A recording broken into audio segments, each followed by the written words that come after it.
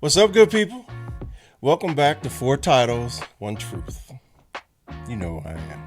That's By Tommy. now, at least. That's Tommy. Facts. And y'all know who I am. I'm Lance. That lands right there. That's right. So today's episode is about looking back at what it really meant to us to serve a full military career. Yep. Not just serving, not just surviving, but giving our all, leaving our mark, and carrying the pride and pain that comes with the uniform. Yep, that's it. Let's get into it.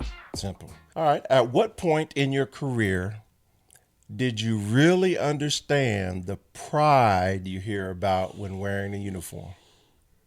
I think coming out of college and being in that environment where we were in a all black. I mean, we had all black. We had a couple of folks of different race in our battalion, but being in that all black battalion, having all of our leadership was black and stuff, and it was like, man, we're about to go and do some stuff. And then when you go to like your summer camps and you see that you're a minority, you're a big time minority when it comes to Not everybody's built like that. And then so when I got commissioned, I was very I felt the pride there because, and then not only me but my parents, my father, because they pinned on my rank and stuff there, and I mean just super proud of me. So I mean that made me feel really proud. I mean I felt ready to wear the uniform and respect it. So for me, and I think for most enlisted specifically, it's the first time that you see yourself and other people see you in that uniform. So it's the family day. It's the last 2 or 3 days in basic, and you get to stand in formation with your visiting family there, and then they get to see you in your uniform all sharp, and you feel it. I think that was the that sort of feeling that you were because went through basic training and you did all that, and then your reward seemed like your uniform. It's right? it's your official. dress uniform. That's the same thing with getting commissioned. It's like this is mine. This is for real. I ain't turning this one in at the end. So that was extremely prideful. And then I had a couple more. One was first time I had my drill sergeant hat on. Okay. Because that was a goal that I had. And the first time I got to actually received it from CIF, or at Central Issue Facility. That's where they issue all the military equipment. And so once I got it from CIF, it's in a box. And then not only is it that, but then you have to learn how to put it on, and then learn how to wear it. And then you have to figure out how you're going to wear it. So all of that, and then to have it on, put it on as you're about to, because you put it on right before you get to the steps on the graduation stage. And so you got to flip it and then put it on, right? And for the males, you got to catch that lanyard on the back. That hook. Yeah, and you like, okay. And then you stepping across the stage, and that's the first time the world sees you as a drill sergeant. So that was special.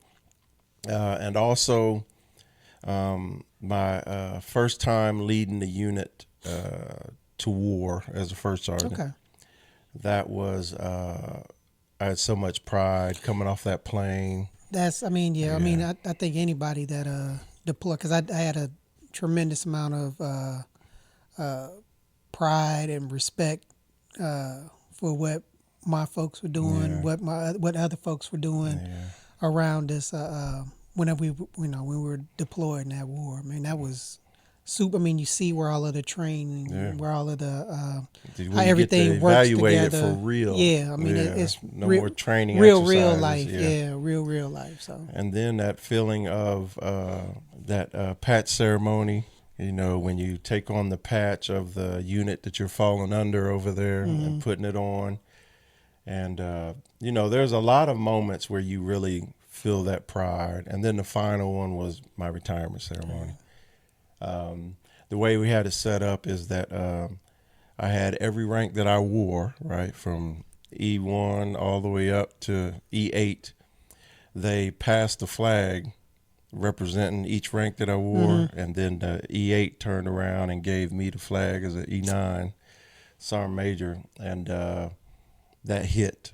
Yeah, it hit. Got a whole production going on. Yeah, and but it hit mainly because all those memories start running through your forehead. Seeing at each rank and stuff. And then, my father wasn't able to be there for my retirement, and then my mom wasn't able to be there physically because, COVID time. Just recalling your service, because, they got the picture thing up there, and you're just like, man, that went fast. Yeah, it did. We were talking about different. Probably thought we were just gonna talk about one specific moment, but I had. Can you keep up, please, sir? Hey, trying to stay with.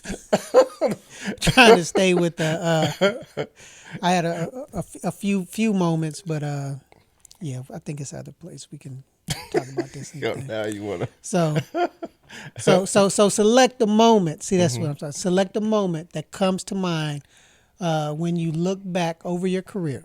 The moment that pops up the most in my mind is when I was first sergeant of PLDC. Oh.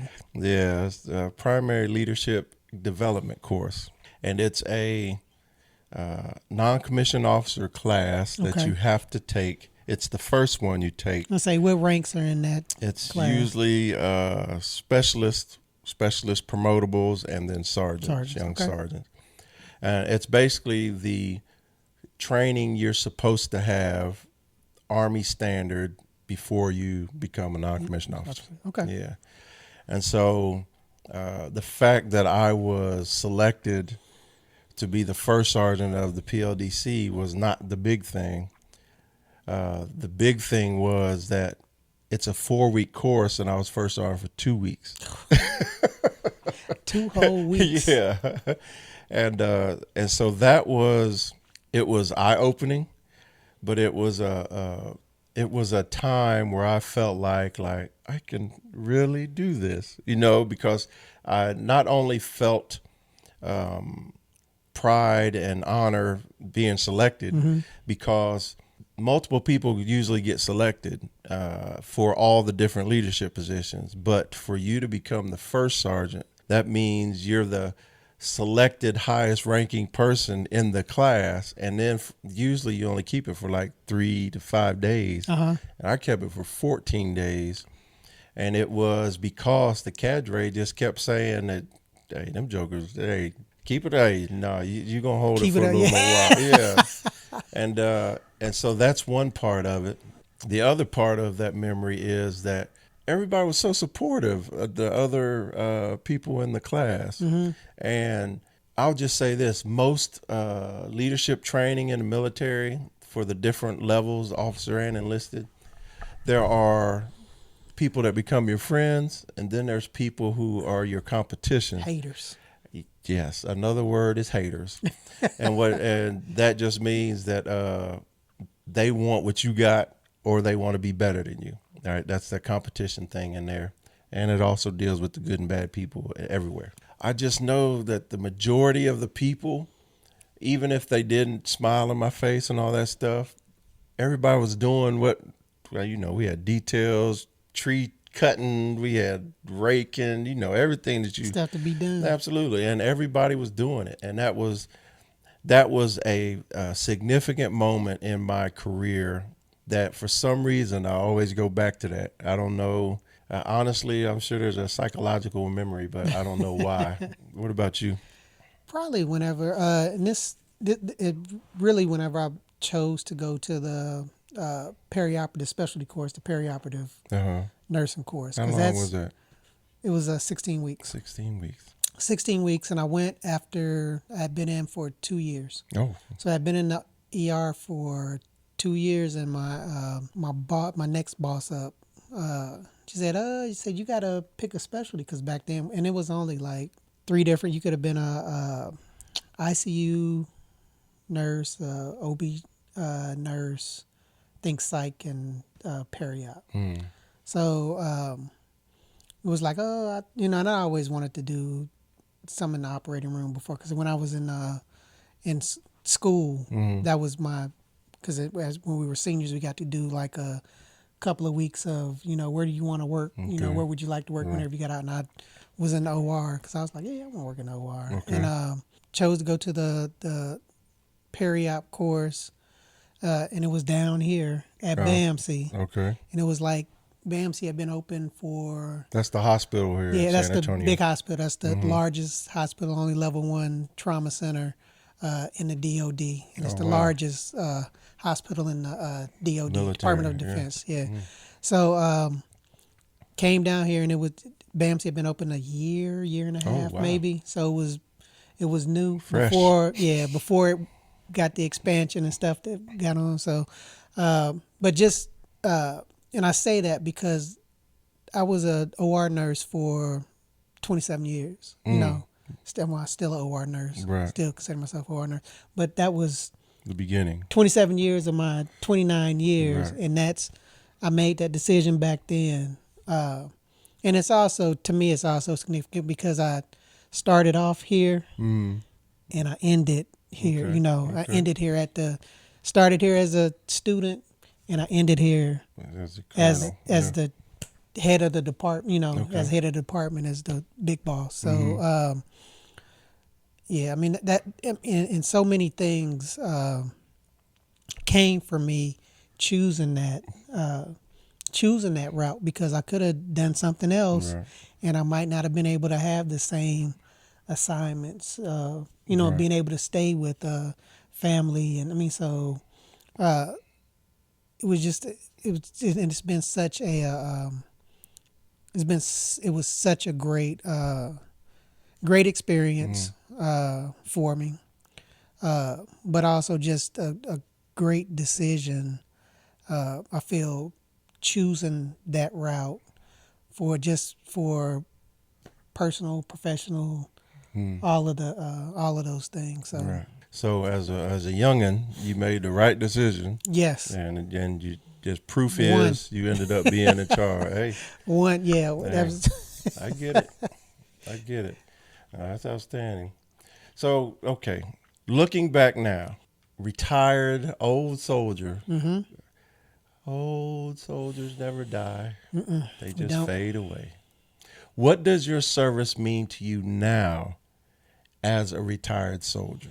Real prideful. Yeah. I feel like I was able to help some folks, and help as I got older, direct folks in the ways to be able to do what I did, but in an easier, don't do this, do this, you don't have to go through these steps. Let's cut off some of the steps. Being there to help folks. I mean, I truly love what I did. I mean, being at I was fortunate to be at the biggest places and at the smallest place. I was at Fort Irwin, at the smallest places, helping, being able to help folks through. Life change, because we talked about being a parent for the first time. So at Fort Irwin, we did so many C-sections, births, and things like that. I mean, so just seeing that, and then seeing the people's like, oh, you were in the room when I had my baby. I was like, oh, okay. Wow, now they're 30. Yeah. Shoot. But yeah, just extreme pride. And again, I say that with, I know I was representing, I think I represented my family well, my immediate and my extended family, my friends, had made lifelong friends that are like family, that I would have never had if I hadn't been in the military like that, But just, again, just a sense of just pride and respect for anybody that has done it, because you don't have to do. I mean, we all volunteered to be there and do it, and then if you do it. What? Yeah, you stay in and you do it long enough and you do it well. I mean, that's kudos because it's you're affecting, you're touching so many lives that you don't even you don't realize it. Because it could be because I gave a couple of graduation speeches to different classes or whatever, and then those people I run into them, they'll come back and they were working for me or something, and they're like, "Oh, sir, I remember when you gave a thing and you told me," and and it's just like, "Oh shoot, I don't even remember." Make me go back and say, "Let me find out where that." Yeah, what speech was that? Let me see which one that was. But yeah, you touch so many lives. Touch so many lives, and hopefully it was in a positive way. Yeah. Because I tell my kids this. It's like everybody's not gonna like you. You're not gonna be everybody's cup of tea. So all you can do is do your best. Yeah. Be true to yourself. And I felt like I was true to myself through my whole career. I mean, I was really I was how I am now. Maybe a little bit more professional, when I needed to be. But I was me, Right. I was me, and I wasn't putting on or didn't put on a show for folks. Try to tell people the truth and be honest with people, Yeah. and I treated, I know I did. I treated people as as humans, as real people. They weren't just cannon fodder, So, but yeah, I mean, I was very, very, very proud of it. Yeah. I miss it, but I don't miss it. Right. Yeah. I did it so I can check it off and keep on going. So, how about you? It's a long time, but it goes so fast. Yes, it does. So when you look back over it, you're going to miss something because it goes so fast. But my biggest thing is when I look back at it, because I remember how it was before I joined the Army. And I was 19 and below. And I was wasn't very together. You know what I mean? I still did stupid stuff. And I can look back at my military service and I see the evolution of me. And that is something that is just first volunteering to serve because I really didn't have anything that stuck on the wall to do. And then to make that from I don't know what I'm walking into to enduring for that long, and no matter how you want to look at it, our careers can be checked off as successful, but the fact that I was able to mature and develop as a leader so that not only I could achieve certain things, but the fact that the positions that I served and the ones that I've interviewed for and to be selected, and then because somebody's putting faith in you, and then you to live up to or surpass that, those are the memories that I remember. And all of that combined, just like you said, it just fills me with so much pride that A, I was able to do it. B, I was lucky enough to do it for so long. And then C, I can look back on it and not just be proud, but look back on it. And if I was to turn around and tell somebody what they need to do to be successful or what I would recommend they do, I feel fully confident that I could lay my career down in front of them. And it is, though. I mean, I had more good days than bad days. I'm talking tons more. Like I said, I never. But there were bad days. It was. For sure. You had those days. But yeah, but I truly enjoyed what I was doing. And the obvious thing is you're deciding to serve your country and serve the Constitution and the orders of the president and the officers appointed over you, but it's so much more than that, because every day that you wake up, a truth is you're not thinking about you're sacrificing for the country. No. You're so focused on the box that you're in, on the mission, whatever your people, your mission, your life, and just if nothing else was going right in my life, my career was. And that's when I look back and say my relationships, my losing people, your loved ones, grandmother, brother, father, all that stuff. But I can honestly say that my career, even sometimes it seemed to level out, it was always moving in a positive, forward way. So just pride, man. I understand. For a whole lot more. Or a whole lot, excuse me. I understand.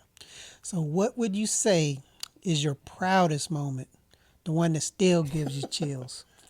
I can answer that one if you want to. Go ahead, you first. So I would say that when I got, I was extremely proud whenever I got promoted to 06. Yeah.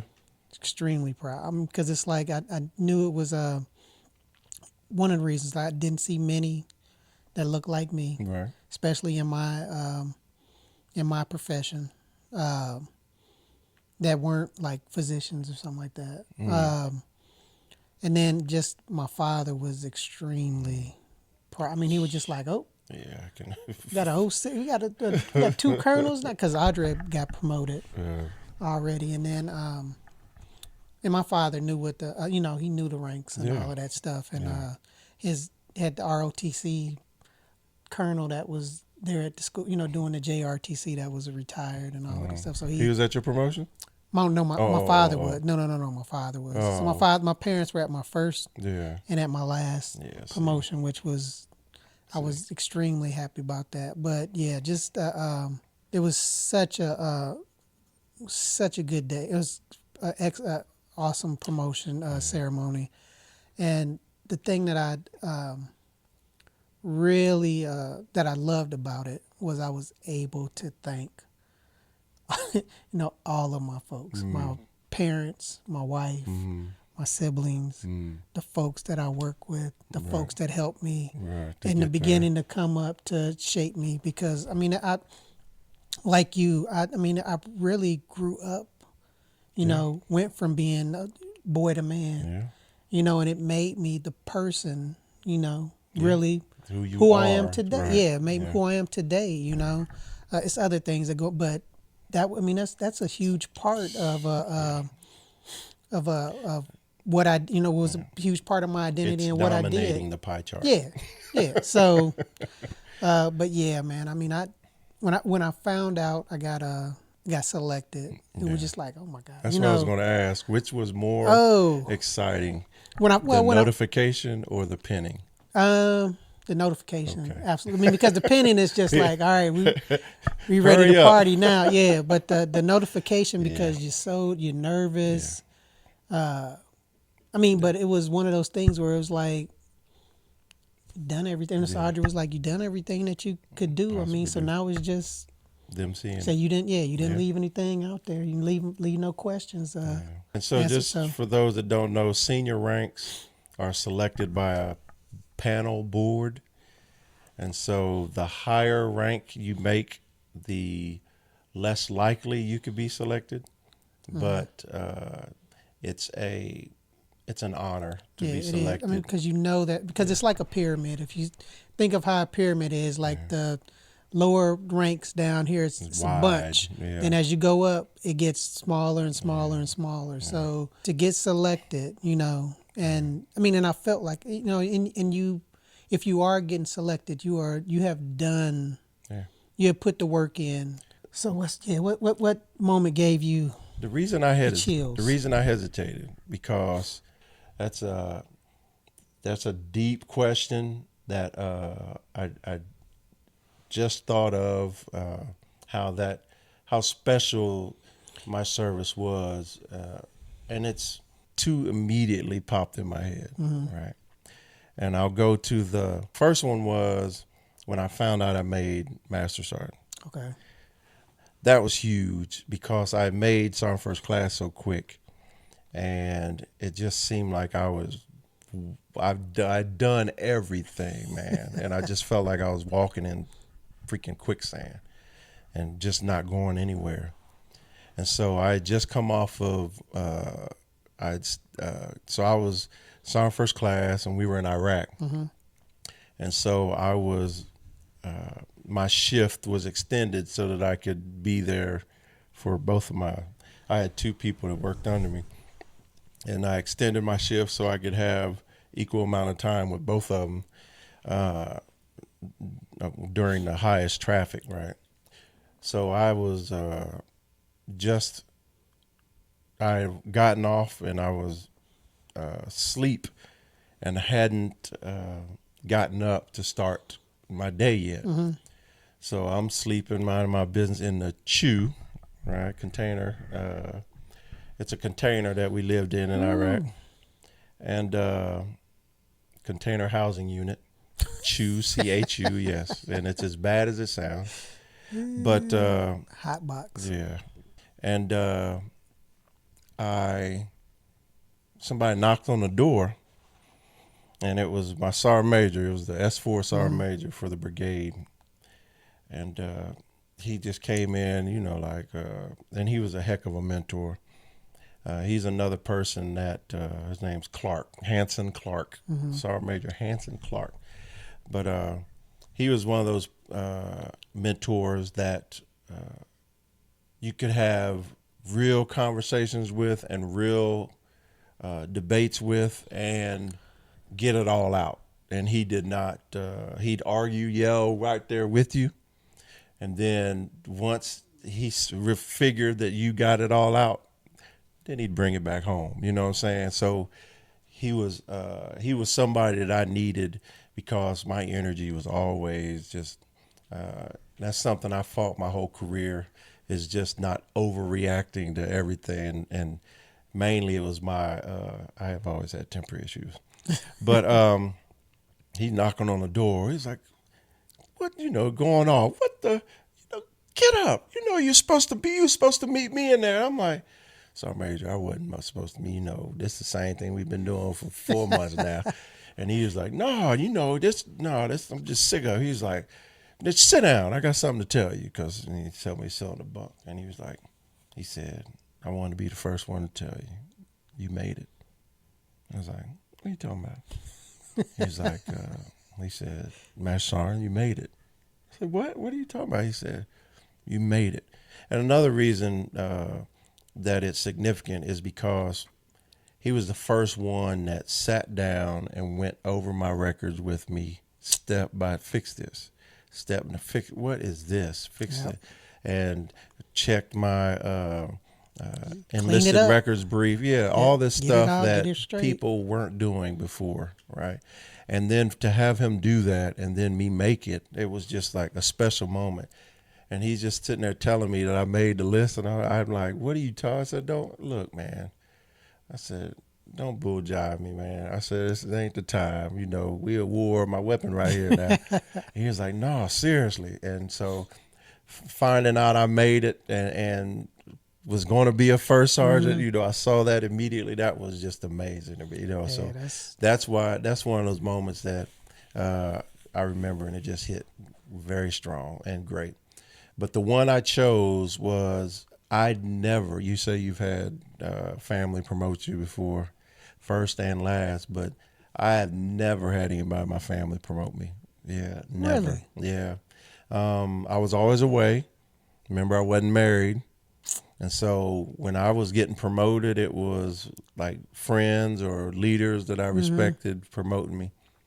And man, I would have thought your mom would have. No, well, like I said, she just wasn't around, And the sad truth is, most of my career, my promotions have been, hey, let's do it. It's time for you to get this job done. I've had in front of formation type things, but it was this. It wasn't a ceremony. It wasn't something that I changed when people were getting promoted. Okay. I wanted to I wanted to make sure that everybody understood their promotion was, I'm talking about from E1 to E2. Because when people used to throw rank, they used to fire me up. Used to fire me up. And I used to drag a whole bunch of people. But anyway, at the Sergeant's Major Academy, my mom was able to promote me to Sergeant Major. Yeah, so didn't make it anything. And the perfect thing, I have a picture where I had to take a knee so my mom could reach my shoulders, and just looking out there, it's just such a special memory. So that's the one that super stands out to me and gives me chills, because the first time that I had family promote me, it was the last time, the last rank I could achieve. That's the awesome. Last level. So that was great. That's awesome. So this is a sort of a twist on a question, right? Okay. How do you respond when people ask you now, why did you join the Army? I still say I had ROTC scholarship, so I had obligation. I had obligation to do it, but I follow it with I wouldn't have changed anything, man. I'm so happy that I got directed in that direction, because it just, it pops. It's everything. High five. Yep. Because it's everything that I am today. Yeah. It's everybody that's around me that I get emotional by. It's my family, man. It's my family. It's my friends. It's my life. Yeah. So if I wouldn't have been in it, we wouldn't be talking about this right now. This is a. You never met Audra? No, it's just facts are the facts. I got ROTC scholarship. That's why I was in. Why I stayed in is because I enjoyed it. I appreciated the culture, respected the culture, and the direction that we were that it was going in, and where it took me. So that's why I joined the Army today. Now that's what you say. Now, yes. I respond by saying the truth as well. At that moment, I didn't know what to do. And then there was a spark of pride, country pride, and the other 95% was an end to a means, or means to an end. Look at me. I was just playing when I said it wrong. But it was, I don't have nothing to do right now. I don't have any plans right now. And the Gulf War just ended. And for the first time ever, I'm thinking about the military. So I have to assume that it has to do something with the way we saw the war play out on TV. And it was an avenue, a way to get myself to do something. And then, but that was a mature decision. That was a huge mature decision that you made. That's what I'm saying. And that's why now when I say it, I say that I made that decision not because I was mature. I made that decision because it was something to do that was worthwhile, but what it ended up being was, I'm telling you, man, from the moment I got to pre-basic, I'm talking about when I arrived at Fort Jackson on the bus, and we had to put our head down on the bus because they didn't want us to know where we were going. Took bus to replacement. From the moment I got there, every day I saw positivity in my decision. Every day, because it was like, I can do this, Right decision. PT, what? Get up there running, and then seeing my improvement and all that events. But it's still, because you get rewarded in basic if you are elite level of physical fitness. And so I got that going for me. And then catching on to the leadership thing as being a squad leader and a platoon guide. And then even the first sergeant in basics. Growth. I mean, yeah, growth and just all the way seeing the through. positive. Yeah. Mm-hmm. It's for the first time, I think, I could see what was in front of me and also see paths to it. Is that? Yeah, I hear you. That was something that made so much sense to me in the Army. You know, you could be that. Here's the steps you got to do to get that, and then you do those steps, and what do you know? You got a good chance of being that. Yeah. So, and it turned into that, and then just throughout my career, just always just having the energy and the fire to be motivated and try to lead people the right way. And when soldiers are down, trying to give them that extra boost in the morning at PT, whether it's saying something like, God bless the Ohio State Buckeyes, and half the audience, half the formation, bumble. But you know what? That changes somebody's day, you know, just because I said something like that. Yeah. It's just, I mean, it's just great because you just get, I mean, the longer you stay in, the more it becomes you. Yeah, I mean, and you get better at it, and you enjoy doing it. Like I said, you touch so many folks and young folks, and I mean, it's just. But every day, you know, you come to the job, and like he said, you get better and better.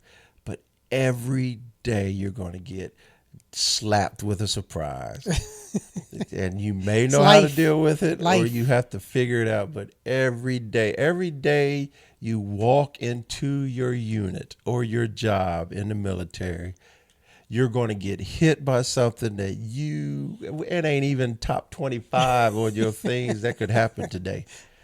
And that's what keeps you on your toes, and that's what you end up missing. Yeah. So when I talk about that, I straight up say I went in and why I went in, and then I talk about how I found where I was supposed to be. You know, and found your niche. Yeah, absolutely. Yep. And that's something I've always been proud of, and something I love talking about, because even if it ain't the military, the energy I have when I tell you, if you can find out what you were meant for, and it's not going to be the first thing you choose, because it wasn't first, second, or third thing for me. You know, I was in construction. I worked at McDonald's, and they didn't have the pants long enough for me, so I've always had high waters. The high waters. I worked at Kmart as security, and I had to dress up, but I ended up stocking more than being security. So I've done a whole bunch of silly stuff, but I immediately knew none of them were my forever. But when I got in the Army, that was it. Even though in my mind it was temporary, I just had a blast. That's man. good. Yeah, it was fun. True. And it's just the bottom line. A career in uniform, it's more than just duty stations and deployments. I wish I could make you understand that if you're not in the military, because it's identity. It's transforming into who you are, right, and who you're going to be, especially when you do it so long. But it's also transforming into thinking about legacy and understanding what that means and your impact while you were serving. So it's a lot. And to those that are still in the fight, we see you. Yeah. We salute you. Absolutely. Because y'all are doing it. Keep doing it. Still. And you're doing it in a way that's different than when we started. Yep. So we absolutely respect the fact that your tour of service is going to be fundamentally different than ours, but at the same time, there's going to be a bunch of commonalities. Same. But thank you for joining us on 4 Titles, 1 Truth. And tell us your proudest moments in service for you. You know, let us know how you're celebrating on your own journey. And follow us, subscribe, and stay connected on Instagram, TikTok, and YouTube. Watch us on YouTube. 4 Titles, 1 Truth. And also rate our podcast and leave a review. Please. We really appreciate the support we are gaining. Yeah, we want to hear from you. And we are always working to improve ourselves. Yep. We are. And join us next time so we can keep the conversation going. What? All right. Holla. Thanks. All right. Bye-bye.